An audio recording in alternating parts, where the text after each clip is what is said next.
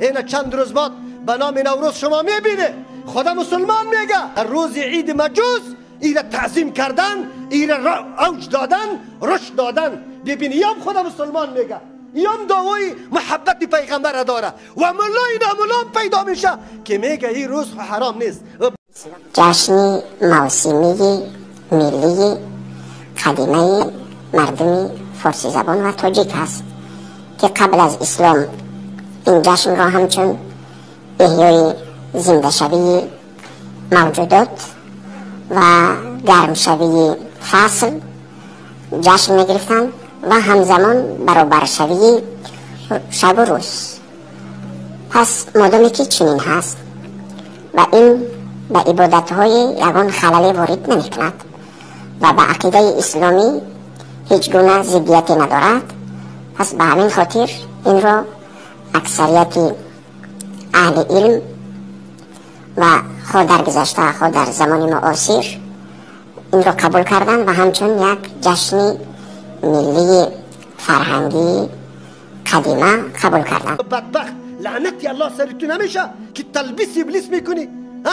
چرا تلبیس ابلیس؟ این روز حرام نیست، روزا حرام نمیشه، روزا زمانه است، الله پیدا کرده.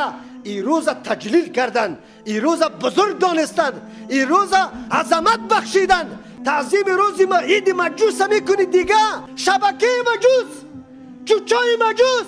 کسی که دین آبایی خدا تعظیم میکنه علیه اسلام مسلمان است یا کافر؟ کافر است.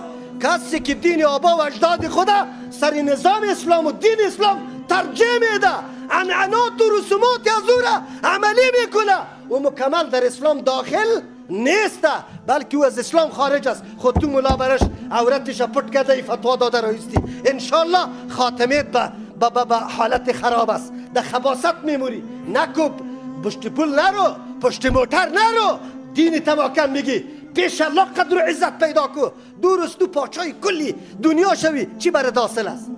چی میکنی سری کل دنیا؟ جناب بلدنگ جور کو، عقیده تا حفاظت کو، دین تا حفاظت کو، پیش الله جوابگوی شو، پیش الله قدر و قیمت پیدا کو. نکو علما را من میگم، امو علمایی که همیشه در دربارای همچو طاغوتا در سفرهشان نشسته نانشان خورده فتوای خلاف دینه ارائه کرده. چرا؟ در کدام طرف تو روان هستی؟ یک کمی خوب فکر بکو. ما امی علما را میگم که خیر است این روز تیر میشه، این روز تیر میشه، به الله قسم نه دولت میمانه، نه حکومت میمانه، نه پاچایی میمانه، نه ای زمانه میمانه، نه ای عمر میمانه. اما فکر تا بگیری که تو اگر عالم هستی قرآن و حدیث خوانده، مسلک قرآن و حدیث باید علمبردار و خدمتگارش باشی، ولو که پرچه شوی، ولو که کشته شوی. تو را الله بمید آزاد پیدا کرده، تو را بندی لا اله الا الله پیدا کرده، بندی موتر پیدا نکرده، بندی دلار پیدا نکرده، بندی نعوذ بالله چاپلوسی پیدا نکرده. تو بندی لا اله الا الله استی. حق بگو، مردم بفهمن، ملت ما آگاه شوه، بفهمه که چطور گپ است.